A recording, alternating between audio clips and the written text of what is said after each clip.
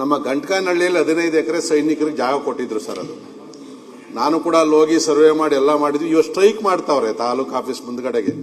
ಎಲ್ಲರೂ ಕೂಡ ಅವ್ರು ಡ್ರೆಸ್ ಹಾಕೊಂಡು ಪದಕಗಳು ಹಾಕೊಂಡು ಕಾರ್ಗಿಲ್ ಯುದ್ಧ ಕಾಲು ಇಲ್ಲ ಕೈ ಇಲ್ಲ ಇವರೆಲ್ಲ ಕೂಡ.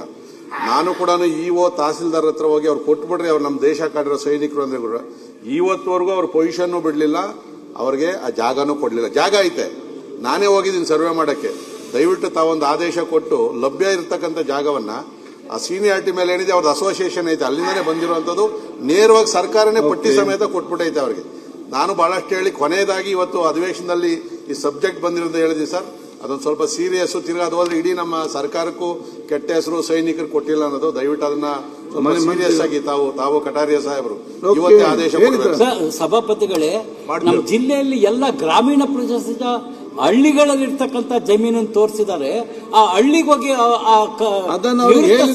ಏನ್ ಮಾಡ್ತಾರೆ? ದಯವಿಟ್ಟು ಕಂದಾಯ ಸಚಿವರಲ್ಲಿ ಪ್ರಾರ್ಥನೆ ಮಾಡ್ತೇನೆ, ದಯವಿಟ್ಟು ತಾಲೂಕ್ ಕೇಂದ್ರದಲ್ಲಾದ್ರೂ ಕೊಡಿ, ಇಲ್ಲ ಜಿಲ್ಲಾ ಕೇಂದ್ರದಲ್ಲಿ ಹಳ್ಳಿಯಲ್ಲಿ ಕೊಟ್ಟರೆ ಅವ್ರು ಹೋಗಿ ಏನ್ ಮಾಡ್ಬೇಕು?